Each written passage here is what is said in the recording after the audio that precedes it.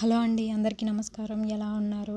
అందరూ బాగుండాలని, అందులో నేను ఉండాలని మనస్ఫూర్తిగా కోరుకుంటున్నాను. అందరికీ ముందుగా భోగి శుభాకాంక్షలు.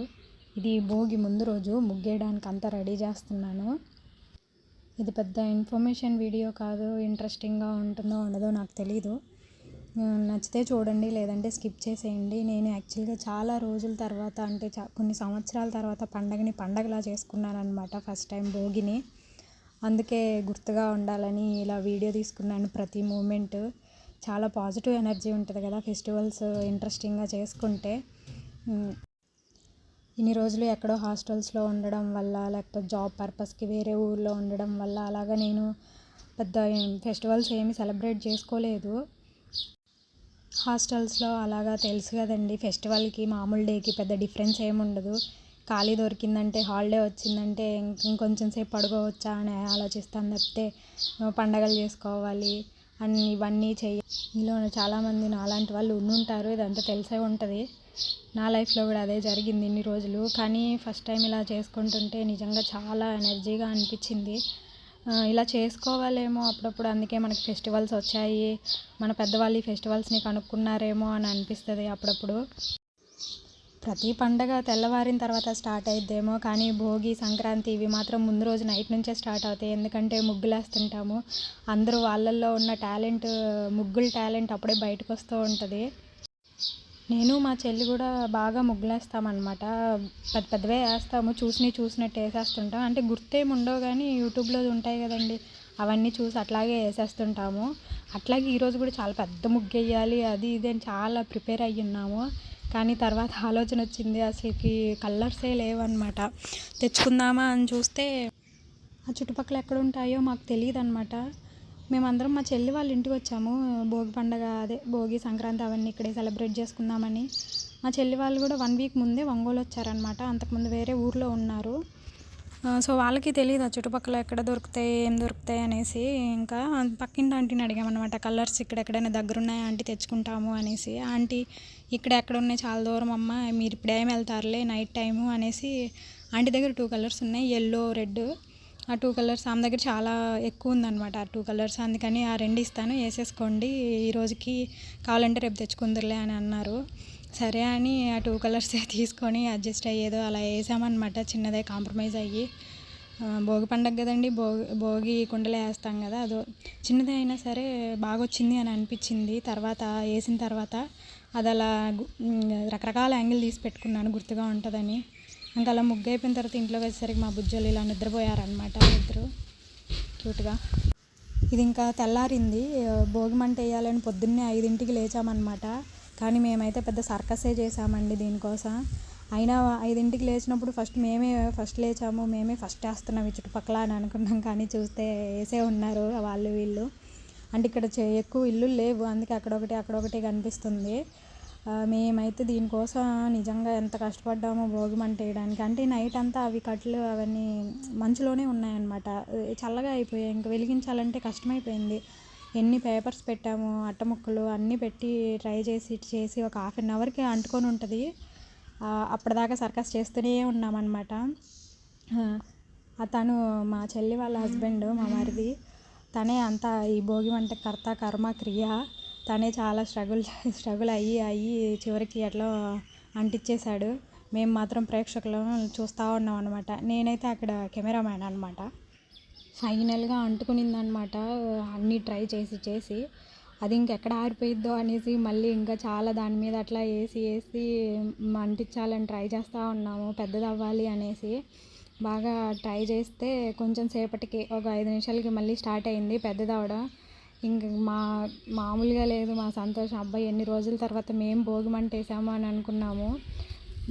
అంటే మామూలుగా ఇన్ని రోజులు రెంటిళ్ళల్లో అలా ఉన్నామండి మేము. ఇప్పుడైనా రెంటిల్లు అది, కాకపోతే ఒక్కరే ఉన్నాము, అందుకే బాగా వేసాము.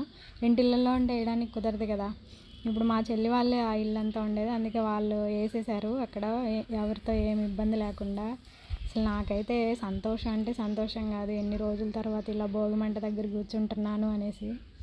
చలికాలంలో అప్పుడెప్పుడో మా అమ్మమ్మ వాళ్ళ ఊర్లో రోజు వేసేవాళ్ళు చిన్నది చలిమంట అని, అక్కడ కూర్చునేదాన్ని, బాగుండేది. ఇప్పుడు మళ్ళీ ఇక్కడ ఈ ఫస్ట్ టైం అనమాట చలికాలంలో పొద్దున్నే లేకపోవడము, ఇక్కడ భోగిమంట వేయడం, ఇలా కూర్చోవడం చాలా బాగా అనిపించింది. ఫైనల్గా ఇంత పెద్దదైందనమాట మాది భోగిమంట. చాలా అనిపించింది. ఆ సెగ చాలా దూరం వచ్చింది. మా చెల్లి మా అమ్మ చూడండి ఎంత దూరం వెళ్ళారో, అది సెగగా ఉందని. వేసేదాకా ఒక గోల, వేసిన తర్వాత ఒక గోల. ఇంకొంచెంసేపు తర్వాత తెల్లారింది. మా బాబు లేచాడు. క్యూట్ కూడ్గా మాట్లాడతాడు చూడండి ఇప్పుడు.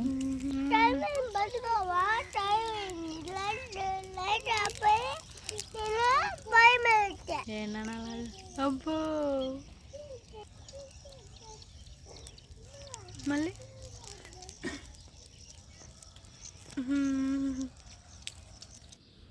వాడిని కూడా కొంతసేపు అలా భోగిమంట దగ్గర కూర్చోబెట్టాను అనమాట. మంచిది కదా, అందుకే పిల్లలిద్దరూ కొంతసేపు కూర్చున్నారు. ఇంక వాళ్ళు తెలుసు కదండి, వాళ్ళకి ఆటలే ఎంతసేపు బయటికి అని అల్లరి చేస్తూనే ఉన్నారు. వాళ్ళ అమ్మని వాళ్ళ నాన్నని. వాడు చిన్నోడైతే అస్సలు వదలలేదు బయటికి వెళ్దాం అని. ఇంకా నేను ఇంట్లోకి వచ్చి ఇంక ఇల్లంతా శుభ్రం చేద్దాం, ఇంకా చిమ్మి తుడిచి అంతా చేయాలి కదా, ఇంక పూజ చేయడానికి రెడీ చేద్దామని రెడీ చేస్తున్నాను. ఇల్లంతా కిష్కింద కాండ చేస్తారండి. 2 పిల్లలు ఉంటే తెలుసు కదా అందరికీ, చిన్నపిల్లలు ఉంటే ఇల్లు ఎలా ఉంటుందో. నేను ఆల్రెడీ అన్ని బొమ్మలన్నీ తీసిన తర్వాత మళ్ళీ మా వాడు చూడండి అన్నీ బయట వేసేయడానికి తీసుకెళ్ళిపోతున్నాడు.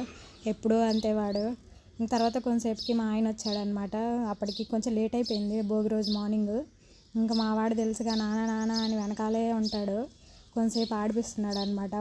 వాడు విసిగిస్తుంటే తట్టుకోలేక ఇంక నేను అంతలోపు గార్డెన్ అదంతా చిమ్మి క్లీన్ చేద్దామని స్టార్ట్ చేశాను. ఇంకా తుడుస్తున్నాను అనమాట. తెలుసు కదండి మన ఆడవాళ్ళు ఇంకా చిమ్మి తుడుచుకొని ఇల్లంతా క్లీన్గా ఉంటేనే వాళ్ళకి సాటిస్ఫాక్షను. నేను అంతే, అలాగే ఫస్ట్ అంతా నీట్గా ఉండాలి అని ట్రై చేస్తుంటా. ఫస్ట్ ఇదంతా క్లీన్ చేసి తర్వాత అంతా రెడీ అవుదామని ఫిక్స్ అయ్యాను. ఇంక పని అంతా చేసి పూజ చేద్దాం అనుకునేసరికి నా ఆత్మారాముడు గోల పెట్టేశాడు అనమాట. ఆకలేస్తుంది తినేసేసుంటా అని చెప్తున్నాడు.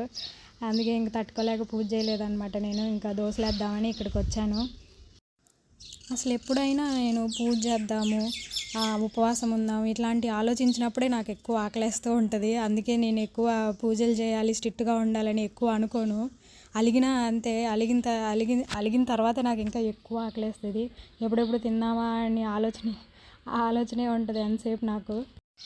అందుకే ఎక్కువ అలగను కూడా. ఏమన్నా సాధించాలంటే మొండిగానే సాధిస్తుంటా, అలిగి సాధించను అనమాట. మాది ఇవాళ స్పెషల్ దోశ అనమాట. దోశ స్పెషల్ ఏముంది అనుకుంటారేమో. ఇక్కడ ఒంగోలులో అది స్పెషల్ కాదండి, కానీ మా అమ్మమ్మ వాళ్ళ ఊరు సైడ్, అంటే మా నాన్నది మా అమ్మది ఇద్దరిది నెల్లూరు సైడ్ ఊర్లే.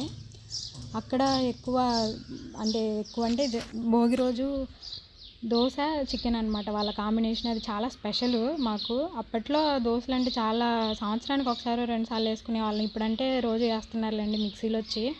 అప్పుడైతే మేము చిన్నప్పుడు అదే స్పెషల్. అసలుకి దోశ చికెన్ కాంబినేషన్ అంటే మామూలుగా ఉండదు.